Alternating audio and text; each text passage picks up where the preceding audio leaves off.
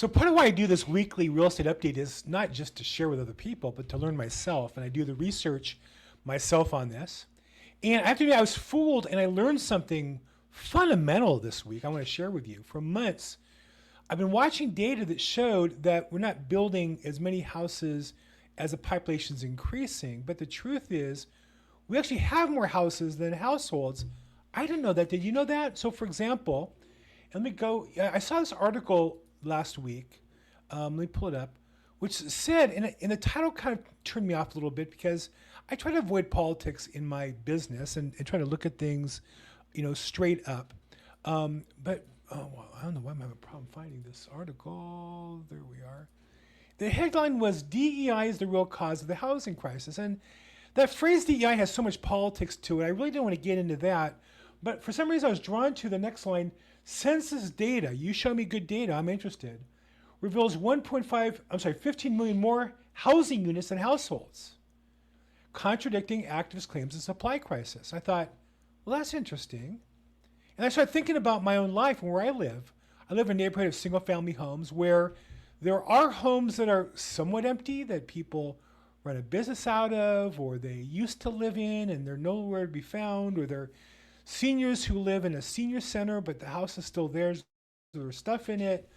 And I see more and more of that here where I live in LA, some of that.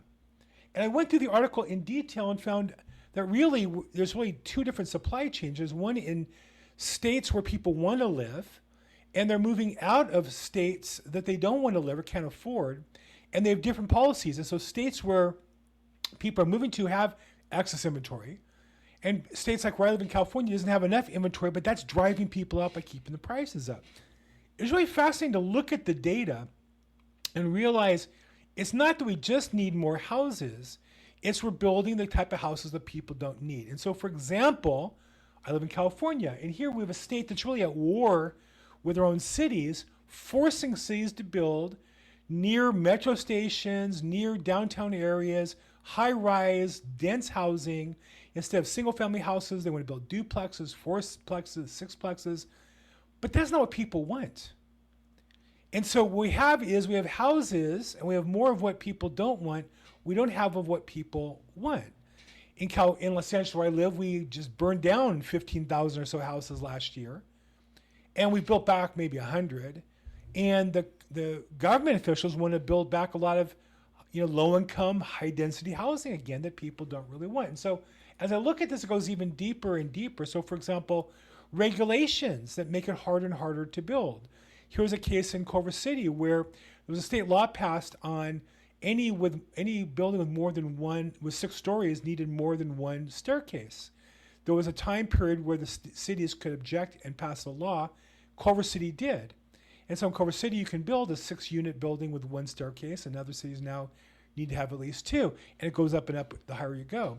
Well, is that safer? Maybe if you have 1 staircase, but it's built to high standards, that's safer than having 2 cheaper staircases. I don't know, I'm not an engineer, but it seems like the people making the decision are government officials in Sacramento have no idea what goes on in housing.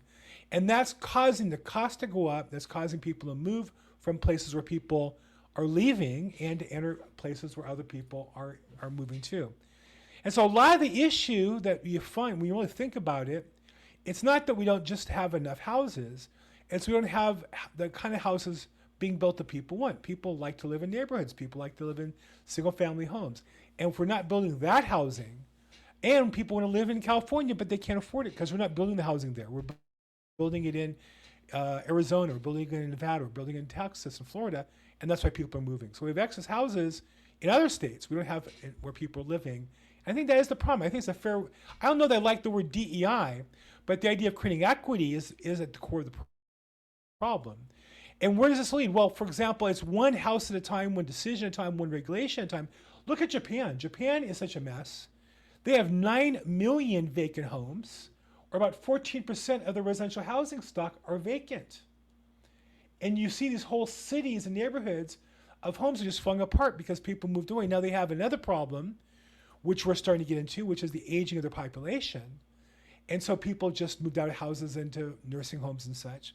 But by the same token, these houses tend to be in suburban areas.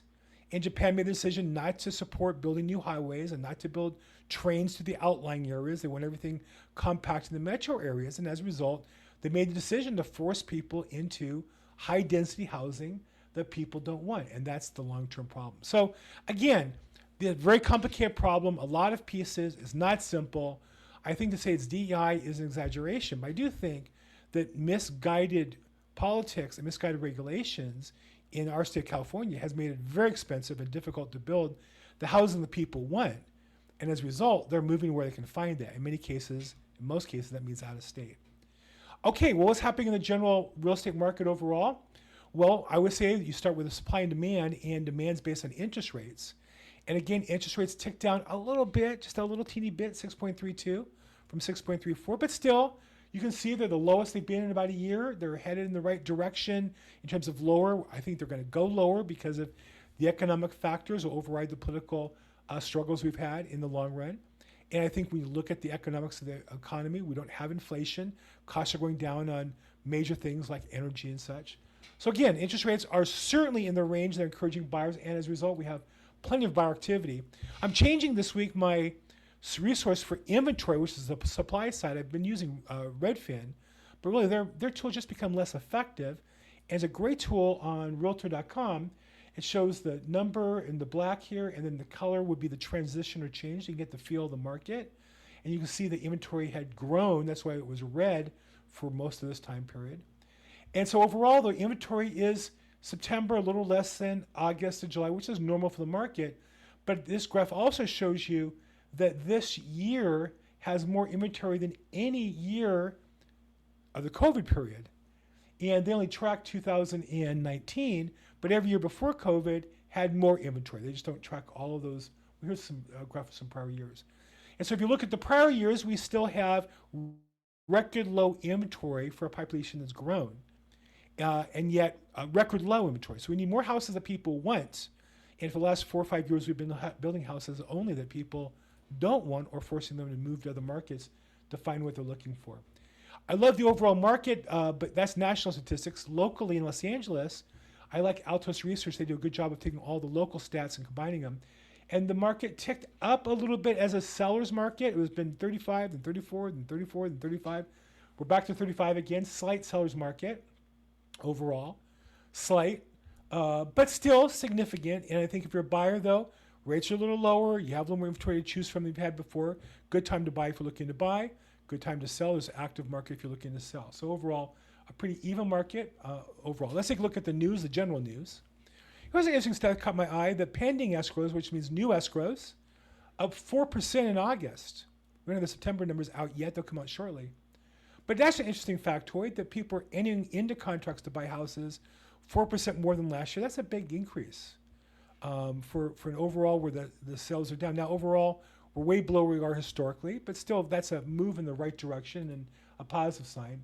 The negative of that is the homes that are being bought tend to be in the $1 million and up range. Yahoo Finance reports sales of top price homes went up 8.4% from a year ago. And so what we have is, and that's not really the luxury market. The average house in America is about $450,000. So $1 million is about twice the average. And that's the market that's doing well, the above average luxury market. The average American market is not doing well. And again, that gets down to not building enough in markets like LA, New York, Chicago, as well as the economy still is in the midst of being turned around to help lower income working people. I think that's where the challenge is overall. Okay, so if you know me, you know I love to hate on Zillow. There's a lot to hate on this week. Their new publicity release. They are just shameless. But this is from Housing Wire, who's like Zillow's, Zillow's trumpeter. Zillow Housing Connector, help 10,000 people find homes. Not may help, not seek to help, not help. They help 10,000 people find homes. Zillow's helping people find homes. No, they're saying they're going to help. They're looking to help. They're helping this non-governmental organization, this nonprofit, who aims to help people. They haven't done it yet, but Zillow has the press because Zillow advertises in these sites, and they have conferences where you show up as attendees to help draw attendance at the sites that support the press. That's why you get these misleading remarks. But let's break down what is really Zillow doing and what is Housing Connector. Well, most people don't research. I don't think any. What's interesting that the term I like to use is where is it? I lost the spot here. Oh, I closed it out. Did I? Oh, here you go. The term I use is Zillow belches, and the Real Estate News reports on it. Because you see here, Fidelity, RES Media, Financial Times, Yahoo Finance I showed you, and they always parrot Zillow's verbiage. The first of it. Oh, I'm sorry. This is the wrong one. Never mind. I'm in the wrong spot here. Okay, I'm jumping ahead on Zillow hate. Housing Connector. What is Housing Connector? Well, if you read their press release, Housing Connector is a community organization, which is right off the bat a danger sign to me. And their vision, where was it? Where we work? They work everywhere. They don't work in California. They don't work in New York. They don't work in Chicago, Illinois. So they don't work in major cities where we have the biggest housing problems. And then if you look at their vision, I'm sorry, I had this teed up. To deliver simple and scalable solutions so every person has a home. Now, that sounds great, doesn't it? So every person has a home. But then the question is, well, how about hard criminals? Do you want them to have a home in the retail sector next to you? Like if you're in an apartment building, do you want people who have physical criminal records? Do you want people who have sexual impropriety records next to you if you have a young family? I don't know. Maybe a house for everybody in a retail apartment isn't the right answer. How about hardcore drug addicts who seem to rather live on the house because they can participate with their drugs?